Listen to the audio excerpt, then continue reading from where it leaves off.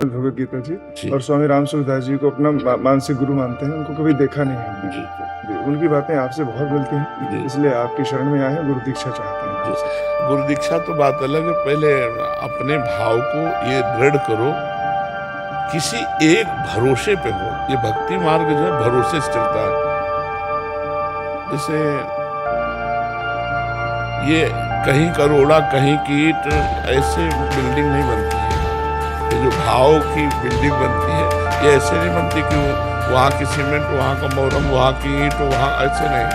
सांगो पांग उपासना और ताही को याद का अनुभव होए, हमारे महापुरुष कहते हैं। सांगो पांग कासो कहे, भाषा समझ रहे ना?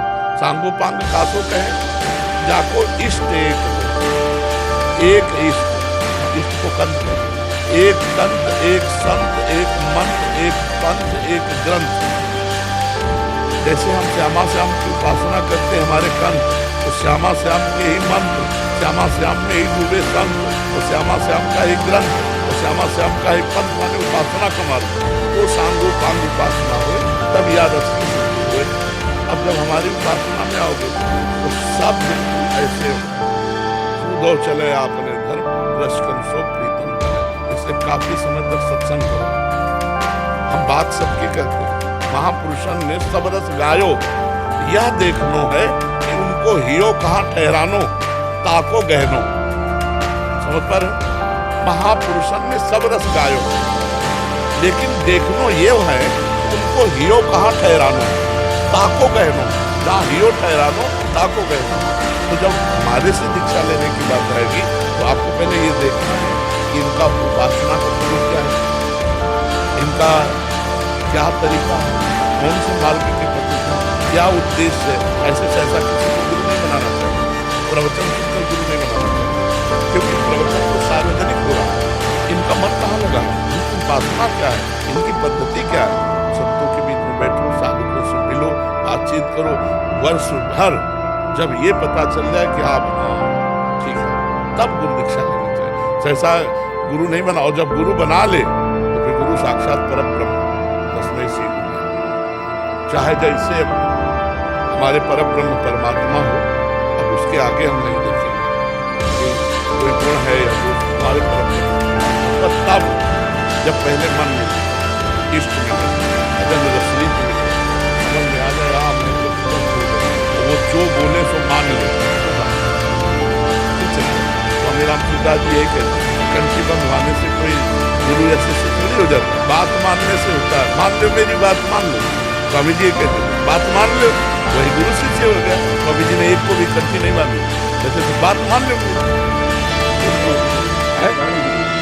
बात मानने की आज्ञा सम्मत सुसाहिब से अपने जिन महापुरुषों को हमने अपना माना, यदि उनकी आज्ञा का पालन कर रहे तो उनके शिष्य ही है, और उनकी आज्ञा का पालन नहीं कर रहे तो वेश भी ले लो तो बेकार है। जी पुस्तक बंदे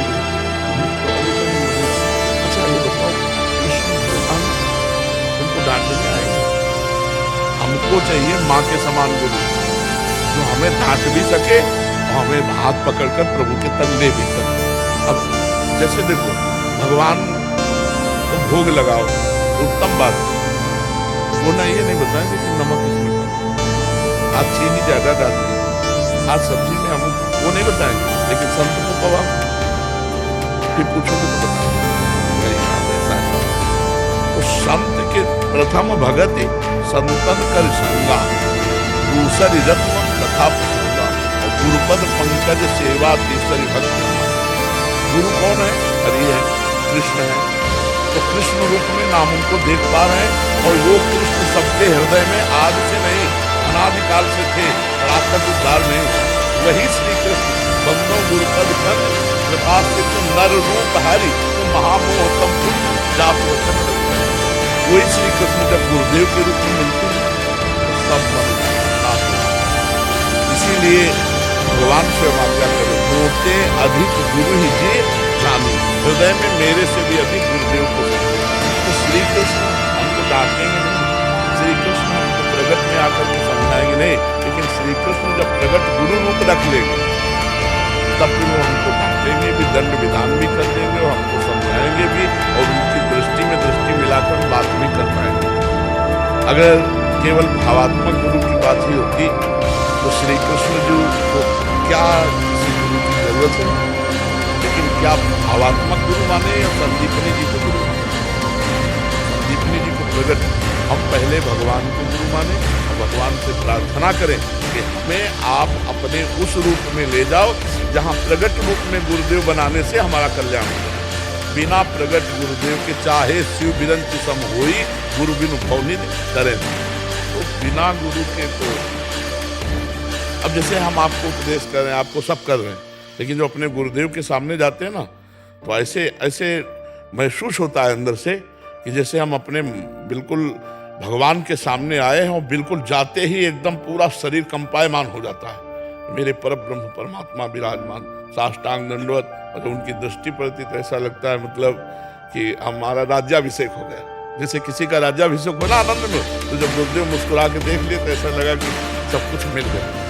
राधा वल्लभ जी हमारे आराध्य देव हैं, लेकिन गुरुदेव के दर्शन से जो सुख मिलता है वो हम आपको कहेंगे। क्यों? वो हमारे लिए राधा वल्लभ लाल जी रूप रख के आए, हमारे लिए पर्सनल आए, हमारे लिए पर्सनल अवतार है। ये सार्वजनिक अवतार नहीं, ये मेरे लिए गुरु का पर्सनल अवतार है। हमारे अभिमान को कौन नष्ट करेगा?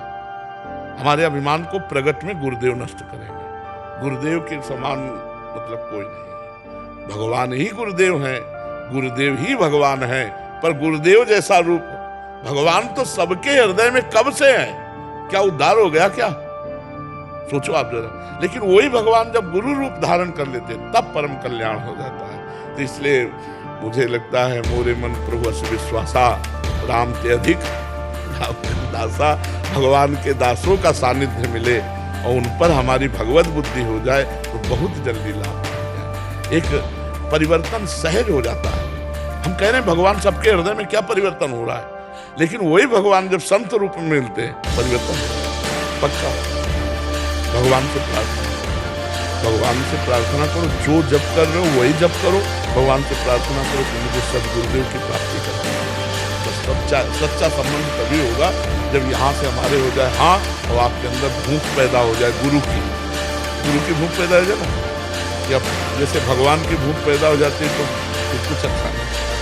ब्रह्मादि के भोग सब विश्व लागत दाए, नारायण ब्रज चंद्र की लगन लगी है जाए। नहीं खान पान ते भावे है, नहीं कोमल वसंत सुहावे है, सब विषय लगे ते खारा है, हरियासिक का मग्नारा है। ऐसे गुरुदेव का विरह सतावे कि हे गुरुदेव आपके बिना चैन नहीं पड़ रहा, कहाँ हो, किस रूप में हो, मुझे मिल जाओ, या तो मुझे पकड़ लो या अपने पास बुला लो, दो में एक बात कर लो। तो ये भगवान से प्रार्थना करो, वो सब सजा देंगे, वो सब बना देंगे।